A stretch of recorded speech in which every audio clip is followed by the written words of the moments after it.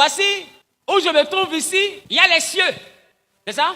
Et Dieu a créé les cieux et la terre. Et Dieu précise que la terre, là, elle est informe. Donc, ça veut dire qu'elle est invisible au même titre que les cieux. Vous voyez qu'on ne dit pas que les cieux sont informes. On précise juste que la terre est informe. Ça veut dire que les cieux sont de nature informe. C'est normal que les cieux soient informes. Mais la terre est inachevée. Parce que non seulement elle est informe, mais Dieu aspire à la former. Alors, Dieu a créé la terre et les cieux dans un bloc d'invisibilité. Mais la terre doit aller jusqu'au visible. Alors la Bible dit, Dieu va décider donc, dans le monde informe et vide, il va faire lumière, qui est un groupe. Il va faire ténèbres, qui est un groupe. De sorte à ce qu'il y a des anges de lumière. Aujourd'hui, il y a des anges de ténèbres. Donc c'est deux groupes d'appartenance. Il y a le royaume des ténèbres, qui est le symbole de ténèbres, de l'obscurité. Et il y a le royaume du Fils son amour, qui est le royaume de la lumière. Et Jésus dit de travailler pendant qu'il fait jour. Et dans ce monde créé, qui est invisible, c'est dans ce monde-là que Dieu créa l'homme à son image. L'homme n'a pas été créé dans le monde visible. L'homme est un esprit, dont l'homme a été créé dans le monde des esprits. Je veux comme une natte qui est par terre, un pan qui est par terre. Quelqu'un va se coucher là-bas. Nous sommes dans le monde créé, dans l'invisible. Et il y a les cieux. Maintenant, les cieux, c'est l'endroit où vivent les anges. Maintenant, le monde créé, c'est la partie invisible du monde formé. Sinon, c'est le même monde. Dans les cieux, il y avait les anges. Et quand les anges se sont rebellés, Dieu les a chassés vers la terre. Donc, ils ont quitté les cieux pour venir sur la terre. Mais pas la terre formée, la terre créée. Maintenant, vous allez voir qu'après la lumière, Dieu va faire une étendue. Et il va appeler l'étendue ciel. On se comprend?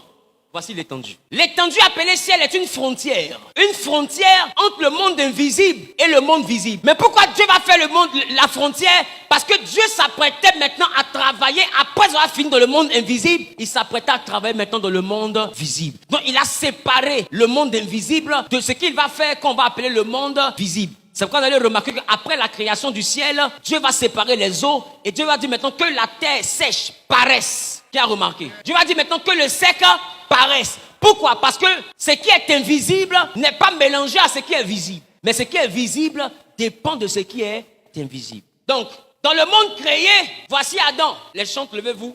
Voici le monde des anges. Donc, voici les cieux. Je vais un autre pan ici. Est-ce que vous voyez maintenant bien les limites? Ici où lui il est, c'est la terre informe et vide. Amen. Là-bas où ils sont, c'est les cieux. Je veux quelqu'un qui va jouer le rôle, mais tu n'es pas Satan au nom de Jésus. Donc, lui ici, il était au milieu des anges. C'est ça?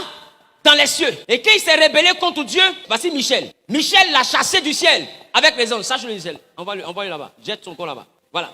Pousse-le aussi là-bas. Accompagne-le un peu. Donc, il a été précipité vers la terre. C'est ça? Donc, il s'est retrouvé maintenant quittant les cieux pour venir vers la terre. Donc, il arrive ici. Mais il n'arrive pas sur la terre formée. C'est pourquoi ceux qui sont sur la terre formée ont du mal à le voir. Mais il est sur la terre créée. Avec son groupe qu'on appelle les démons. Mais le problème, c'est que sur la terre créée, Dieu aussi a créé quelqu'un qui est son image, qu'on appelle Adam. Donc Adam est sur la terre créée. Quand les démons sont chassés, ils sont sur la terre créée.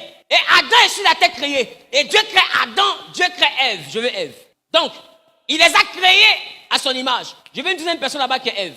Donc, voici Ève, Ève formée. Voici le corps de Ève. Et voici Ève esprit. Vous allez comprendre avec moi que c'est en Genèse chapitre 2 que Dieu va former le corps de Ève et d'Adam. C'est pas ça? Mais en Genèse chapitre 1, Dieu a simplement créé. Donc, à la dimension de la création, ils sont dans le monde invisible. Et Dieu décide maintenant de les envoyer de l'invisible aussi au visible, comme il a fait pour la terre. Alors, qu'est-ce que Dieu fait? Dieu forme un corps à Adam. D'accord? Et Adam devient un être vivant. Adam, lève-toi. Adam est un être vivant. Donc, voici Adam.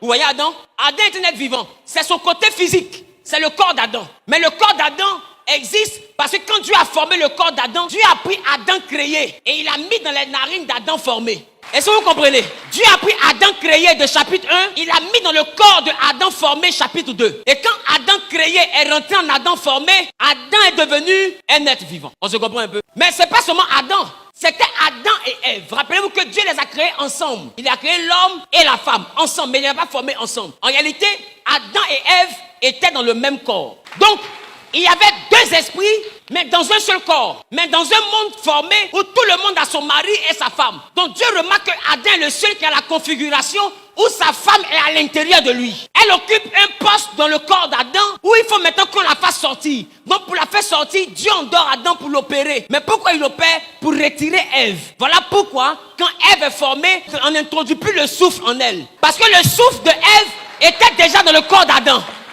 Donc les deux vivaient dans le même corps, deux esprits, un corps. Voilà pourquoi la Bible dit l'homme quitte son père, sa mère, s'attache et il ne forme plus deux, il forme un. Parce qu'à l'origine, les deux étaient dans le même corps. Et quand Dieu dit il n'est pas bon que l'homme soit seul, Dieu décide même de fabriquer un corps à Ève. Il retire la côte d'Adam et il fabrique Ève. Et quand il fabrique Ève, Ève devient un corps. Alors maintenant, qu'est-ce qui se passe? L'esprit de Ève se dissocie et rentre ici. Mais rentre ici, ça fait que Ève, son esprit est dans ce corps-là, mais en même temps, ce corps-là est une partie du corps d'Adam. Donc, esprit de Ève collé à corps de Ève, mais corps de Ève collé à corps d'Adam collé à esprit d'Adam. Donc, les quatre là forment le même circuit. Maintenant, là où il y a le mystère, déconnecte-toi, avance, maman, avance aussi ici. Pose la main, maman, sur elle. Donc, l'esprit donne la vie au corps. L'esprit ici, dans le monde créé, donne la vie au corps dans le monde formé. Maintenant, est-ce que vous savez que le jardin d'Éden n'a jamais été dans le monde formé?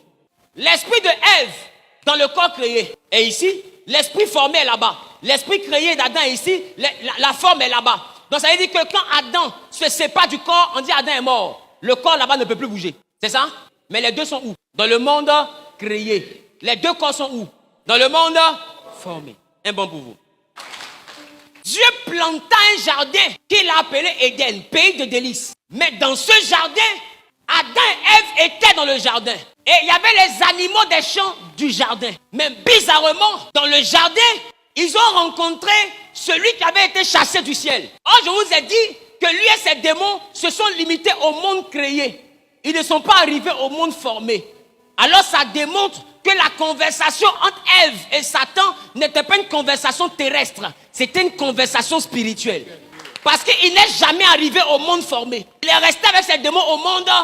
Et pour le voir, tu dois avoir une vision ou une illumination qui te fera voir du monde créé vers le monde formé. Donc, les corps sont dans le monde créé et les esprits sont ici. Et c'est étant dans le monde créé, Ève est en train de se balader et elle rencontre le serpent. Et le serpent lui dit, Dieu a-t-il dit que vous ne pouvez pas tout manger ici? Mais on peut tout manger. Elle dit non, on peut tout manger, mais sauf l'arbre qui est au milieu du jardin. Dieu a dit le jour où on mange, on meurt.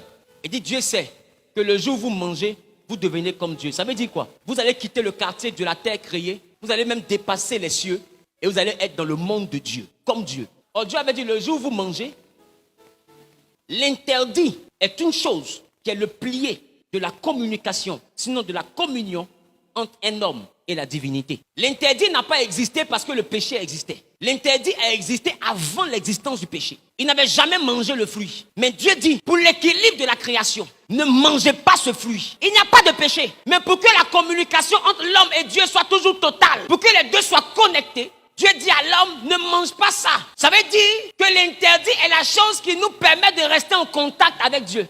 Et lui, il dit à Ève, Dieu sait que le jour où vous mangez, vous devenez comme lui. Alors elle prend le fruit, elle mange. Elle donne à son mari, il mange. Mais quand les deux mangent, quand elle mange, ses yeux ne s'ouvrent pas. Mais quand Adam mange, les deux les yeux s'ouvrent. Pourquoi? Parce que je vous ai dit, l'esprit de Ève est connecté au corps de Ève, mais le corps de Ève dépend du corps d'Adam.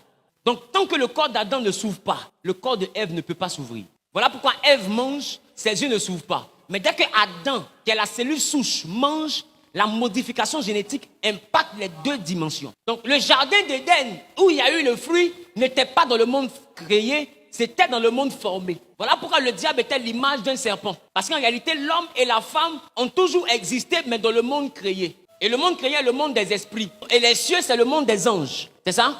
Et les anges qui ont été chassés des cieux se sont retrouvés où? Sur la terre, dans le monde créé. Donc ils ont rencontré qui sur la terre? Adam et Ève. Mais la chose qui est bizarre, Dieu dit si vous mangez, vous mourrez. Mais ils mangent, ils ne meurent pas. Alors c'est quoi Dieu appelle la mort? Voici ce qui s'est passé. Quand Adam et Ève ont mangé le fruit, la Bible dit aussitôt leurs yeux s'ouvrirent. Ça veut dire quoi? Ça veut dire que Adam et Ève dans le monde formé étaient aveugles. Fermez vos yeux. Voici comment ils étaient dans le monde formé. Avec des yeux fermés. Mais avec quoi ils vivaient? Avec les yeux créés.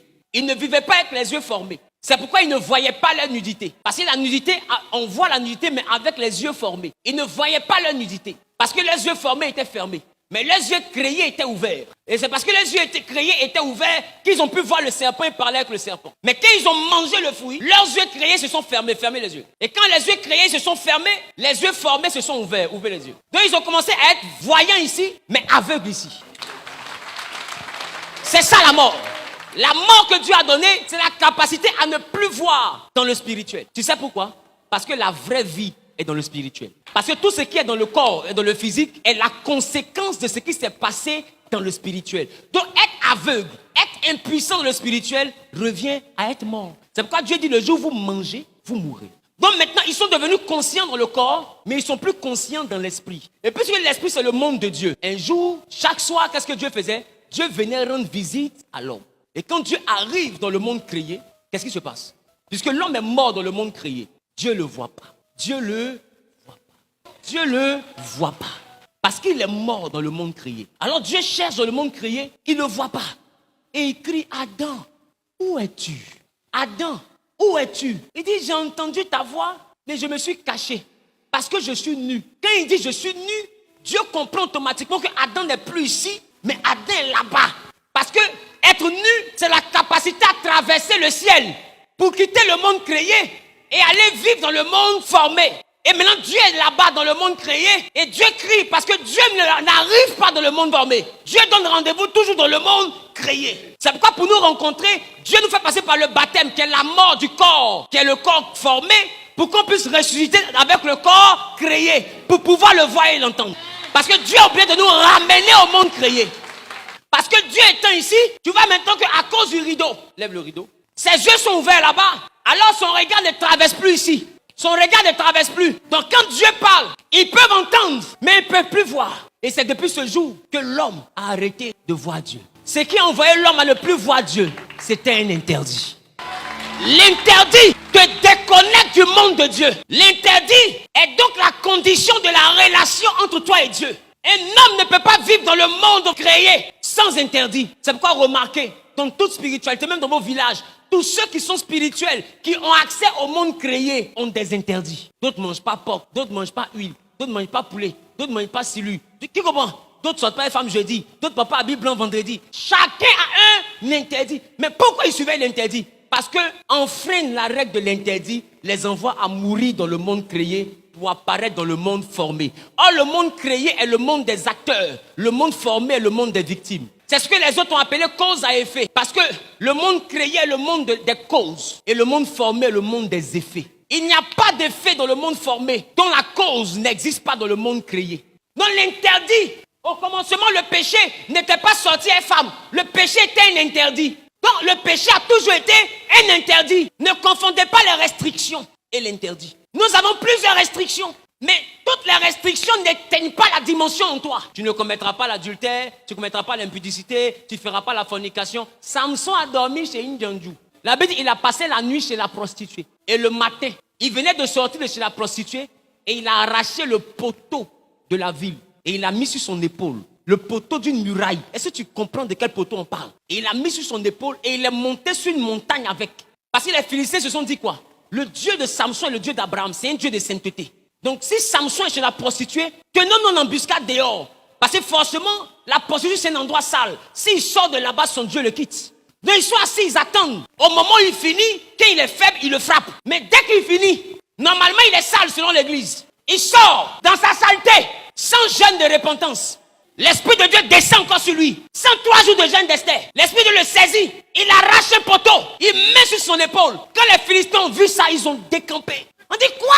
Comment est-ce que le Dieu saint marche avec Samson malgré l'impureté de Samson? Or, ce qu'ils oublient, c'est que quand Dieu est sérieux avec toi, que Dieu veut vraiment aller loin avec toi, la puissance et le pouvoir ne sont plus dans les restrictions. La puissance et le pouvoir se cachent dans un interdit. Tant que Dieu ne te donne pas un interdit, c'est qu'il y a un niveau qu'il n'a pas encore voulu atteindre avec toi. Quand tu restes au niveau des 10 commandements, c'est qu'il y a un niveau que Dieu n'a pas encore voulu avoir avec toi. Mais quand Dieu veut atteindre un niveau avec toi, il t'enlève des commandements, il t'envoie dans l'alliance. Le commandement est une restriction générale. Mais l'alliance est une clause individuelle. Alors tout le monde peut se coiffer. Mais Samson seul ne peut pas se coiffer. La coiffure devient son interdit. Et le jour où il a enfreint l'interdit, la puissance de Dieu l'a quitté. Il n'avait pas couché avec une femme. Il n'avait pas volé. Il n'avait pas tué quelqu'un. Il s'était juste coiffé. Vous voyez que l'interdit de fois n'a rien à voir avec les restrictions. Il n'avait pas déshonoré son père. Il n'avait même pas eu un autre Dieu. Parce qu'il est dans les restrictions, tu n'auras pas un autre Dieu devant ma face. Il n'avait pas eu un autre Dieu. Donc face aux restrictions, Samson est irréprochable. Donc tous ceux qui regardent les restrictions vont se demander mais pourquoi Dieu abandonne Samson? Or Dieu abandonne Samson à cause du début de la vie de Samson. Au début on dit le rasoir ne passera pas sur sa tête. La raison et le plié de la communication entre Samson et Dieu étaient donc ses cheveux. Aussi longtemps qu'il a des cheveux, Dieu est lui. Aussi longtemps que Adam et Ève ne mangent pas le fruit, Dieu est avec eux. Aussi longtemps que Jean-Baptiste ne prend pas de liqueur, Dieu est avec lui. L'interdit est souvent une chose que tout le monde peut faire, sauf toi. L'interdit est différent des péchés. Les péchés sont des restrictions. L'interdit est un support de communication. Il y a des gens à qui Dieu interdit même d'embrasser puis prendre ta langue, toucher une autre langue. Le jour où tu le fais, Dieu t'abandonne. Parce que la force de ton ministère ou de ton alliance est sur ta langue. Et Samson, pour une femme, a abandonné son interdit. Des fois, vous accordez de la valeur à des personnes et vous touchez à des choses sacrées pour des personnes en réalité qui n'en valent pas la peine. Vous touchez ce qui peut vous tuer pour des personnes qui n'ont rien à foutre avec votre vie. Samson a fait tout ça pour une femme. Au nom de l'amour, il a touché l'interdit. Dieu l'a abandonné. Il a payé le prix fort. J'ai envie de vous dire, ne soyez pas Samson. Ne touchez jamais votre interdit pour une femme. Aucune femme n'en vaut la peine que celui qui a des oreilles entende. Ne touche pas l'interdit même pour une femme, même pour un homme. Parce que je te dis, si tu meurs, l'homme là va se remarier. Si tu meurs, la femme là va se remarier. Un jour j'ai prêché, qu'est devenu Dalila après la mort de Samson? Faites attention. C'est quoi l'interdit? Et c'est quoi la consécration? Se consacrer n'est donc pas la capacité à se mettre à part. Se consacrer, c'est la capacité à garder l'interdit. C'est ça la vraie consécration. Si Dieu ne te coiffe pas, tu es consacré aussi longtemps que tu ne t'es jamais coiffé. Si Dieu t'a dit, ne mange pas tel aliment, tu es consacré aussi longtemps que tu ne manges pas l'aliment. Si Dieu t'a dit ne bois pas l'alcool, tu es consacré aussi longtemps que tu ne bois pas l'alcool. Laissez-moi vous choquer. Il y a des personnes qui ne doivent pas boire l'alcool, même le vin de la Sainte Seine. Maintenant, laisse-moi te dire pourquoi il y a un interdit. Dieu donne un interdit à chacun à cause de la façon dont il a paramétré ton âme. Nous n'avons pas le même paramétrage. Nous n'avons pas le même esprit. À chacun, Dieu a donné un esprit différent, donc une puissance différente. Et chaque puissance a donc un code, ou une empreinte, ou un détecteur facial. Et ce détecteur facial qui enclenche la puissance s'appelle le totem. C'est pourquoi les féticheurs restent puissants aussi longtemps qu'ils respectent leur totem. Même les hommes de guerre qui ont des esprits bizarres, ils ont des choses qu'ils ne font pas et ils restent forts. Et Samson, c'est une chose qu'il ne devait pas faire pour rester fort. Vous ne comprenez pas que ce n'est pas tout en fait? Laisse-moi te dire, si tu es encore dans une vie chrétienne où tu peux tout faire comme tout le monde et Dieu ne t'a jamais rien interdit, c'est qu'il n'a pas encore décidé de déposer une responsabilité sur toi. Parce que toute responsabilité est liée à une consécration. Toute consécration est liée à une limite. Et toute limite est gérée par un interdit.